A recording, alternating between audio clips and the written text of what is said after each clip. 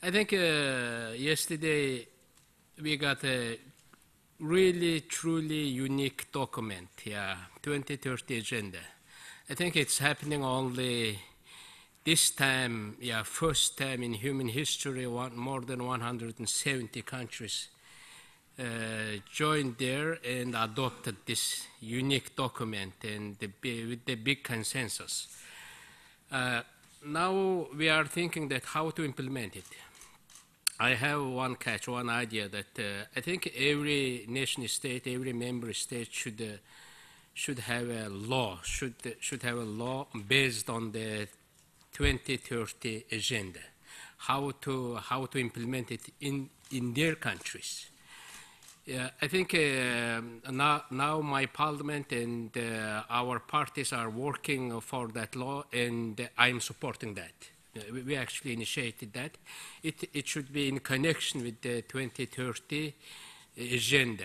And that law should entitle those political parties, if they go to the elections, they should reflect those goals in their election programs. If they win in elections, that should become the government programs.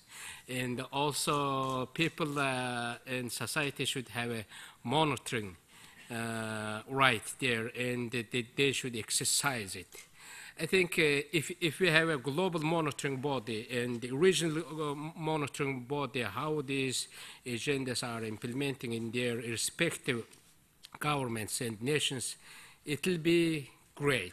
If it in that way not working, I think it may remain as a paper. Second issue, of course, I'm really concerned about the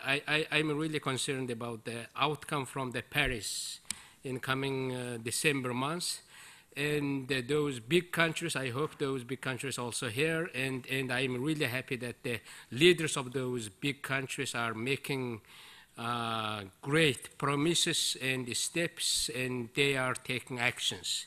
The United States of America, our two neighbors, Russian Federation, China, India, if they come with the good proposals, I think we can have in a Paris good document. And we need to rally them, and we need to encourage leaders of those countries. And I think, I hope UNEP and UN will focus on this issue. And I'm learning from our neighbors and from those countries, getting good message that they are really determined to get some kind of the binding agreement. We need that binding agreement. I was in 2010 in Copenhagen. I think in Copenhagen we talked about this issue first time, and there was saying that third dimension. I would like to jump to that fund dimension. You know, Mongolia rich of the resources of renewable energy, wind, solar, but when we produce renewable energy by wind, it costs maybe 13, 15 cents for kilowatt, but from the coal it costs 5 cents. And we go to the coal. If there is fund, if there is a carbon trade, if they invest in Mongolia, I think we can produce more energy even to export that to China. But if there is no money, no fund, no delivery, I think we will stick with the coal. Even we can build big coal plants in Mongolia, export energy to China. China reduce, and we can emit that carbon, and that's not good option. Because of that, I think this funding side, that this is really important, and we need to help those countries which are giving away those spaces or taking spaces for the producing more clean energy. If you support that, that will be great thing. That will make big difference.